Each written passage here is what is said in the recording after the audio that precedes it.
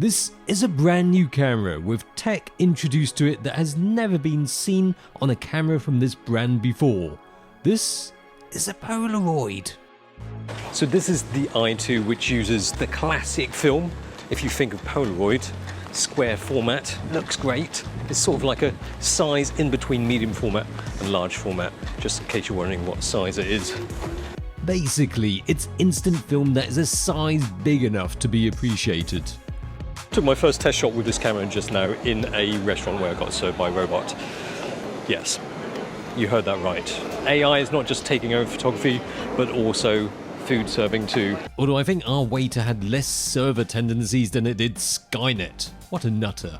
Thankfully, nothing AI inside of the I-2. In fact, once it's out of the box and in your hand, you might be forgiven for feeling that it's like any other Polaroid camera. Now the body is plastic. The whole thing is quite light, so even if this, and it's probably not going to be your main camera, you can carry it in your bag. That doesn't add too much weight to it. Now the LCD screen is not exactly big, but it shows all the information that you need really. I don't know why it's got a Pokeball there. I guess if there's any place to be having a Pokeball on your information screen, it's here, right? But at the bottom you've got a battery, which the battery is internal and you charge it via USB-C there.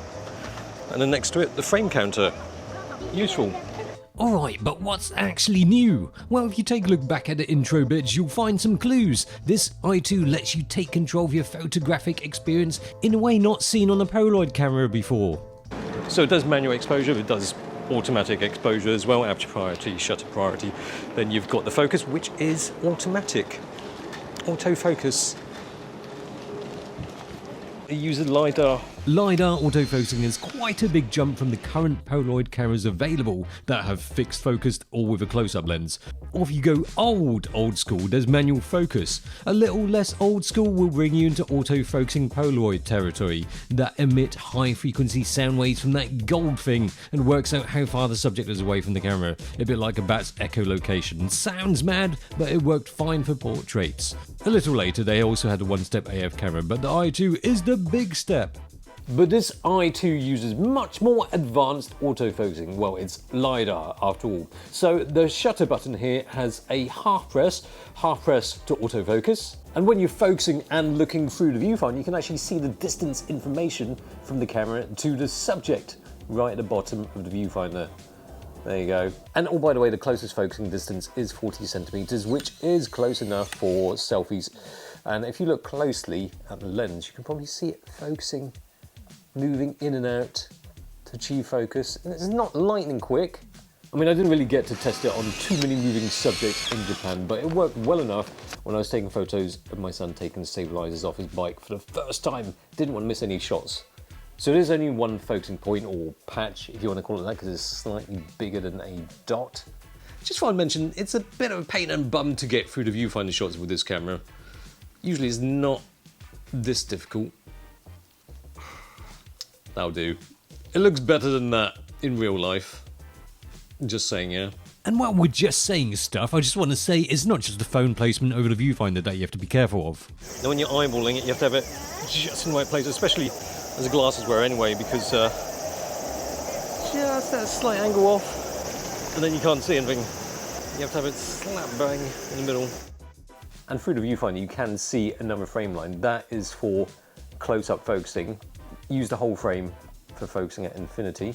And obviously stuff in between close-up focusing and infinity is in between those frame lines. And by the way, there is no manual focusing, but if you want manual, at least you have manual exposure. For a camera that does manual exposure, there aren't an awful lot of buttons and dials to do stuff. There are a couple of dials around the barrel of the lens. One being an exposure comp dial and the other for changing the exposure setting, aperture and aperture priority, shutter speed and shutter priority. In manual mode, you have to use the same dial for both settings by pressing the mode button to switch between aperture and shutter speed. For sure, they've gone very minimal on dials and buttons. Then there's the power button, the mode button, and a flash button. The big red button on the front is not a video recording button, it's the shutter button. Just in case you don't know where the shutter button is, it's in red, bright red. Which gives it a certain appeal to pressing it, like on those press for emergency buttons. With the addition of autofocus and however you choose to set the exposure, there's quite an attraction to shooting with this. And quite often you associate Polaroid cameras with that instant fun. You don't need to think about it, you just take the photo and then boom, there you are, you get your photo printed. And that's why it appeals to all kinds of people, however deep their interest in photography, whatever their age. My kids wanted to use this camera more than any other camera that I took on holiday.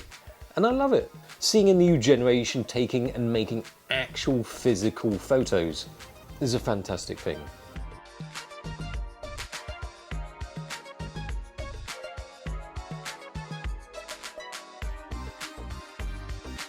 Right above that you see the flash, which you might need to use because it is just an f8 lens. That doesn't mean you don't get shallow depth of field because this is quite a big format, it's bigger than medium format, so f8, you'll still get a bit of bokeh. Because it's a 98mm, even at f8 and closest focusing distance of 40cm, you do get shallow depth of field that looks more like an f2.8 on a 38mm 135 format lens, which is what focal length it's equivalent to. But it's a little bit slow, isn't it? f8 is still f8. The film is ISO 640, so it should be right for daylight, but still, you might need to use a bit of flash to give your subject a bit of zing. Generally, a bit of flash will make a Polaroid shot look better, as long as the subject is close enough, but you probably need to make sure you don't overexpose too. 250 a second is the fastest shutter speed, so thankfully the aperture can go a lot smaller. So I've got an aperture priority right now, and it goes from f8 all the way through to f64. f8 is its largest aperture. f8 might seem slow, but with the ISO 640 of 600 film, 250 of a second maximum shutter speed, f8 is simply too bright. You could use shutter priority or manual exposure to ensure it doesn't overexpose. Alternatively, from the film that you can use with this camera, with a low film sensitivity of ISO 160, SX70 film might be more useful in daylight. And the focal length is 98mm, so slightly wider than standard. As I said before, the size of the film is between medium format and large format. 80mm is a standard on 6x6 medium format, so 98mm on this I-2 ends up in 135 format terms, a 38mm equivalent. A great focal length that doesn't feel as tight as what a typical standard might for some. By the way, it must be noted that the lens is a plastic lens, but how sharp is it? Well, let's find out.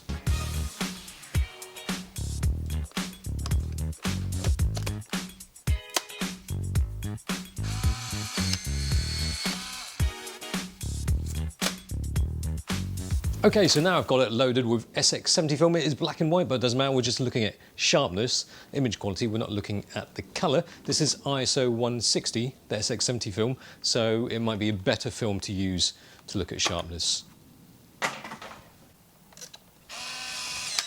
Now, when you've taken the shot, just leave it there under that black plastic sheet for a few seconds. After counting a few potatoes, swiftly remove your print and put it carefully in a dark place that isn't your butt pocket because you might sit on it and squish it. And definitely don't shake it. Andre 3000, you're fine with the lyrics, but not the photo tips, cheers. Anyway, test shots.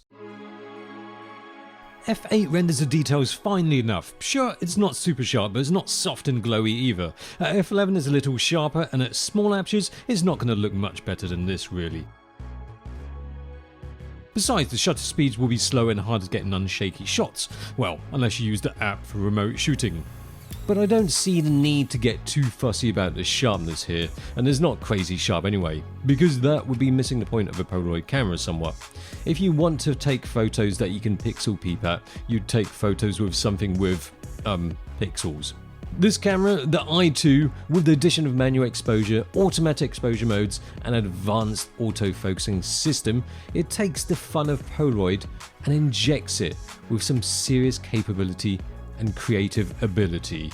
Of course, that also means it has been injected with a bigger price, a little under £600 or $600, which might seem steep if you're comparing it with the other Polaroid cameras currently available, but the I-2 price is in between Mint's refurbed SX70 and SLR 670, so it's kind of fine when you consider that the I-2 offers up the flexibility and also the convenience of modern autofocus. For me, the exposure modes are nice, but the best thing really is being able to focus accurately on a subject at close distances, accurately and quickly. In that respect, there is no other Polaroid camera quite like this. And yes, that comes at a price, but not totally unreasonable price.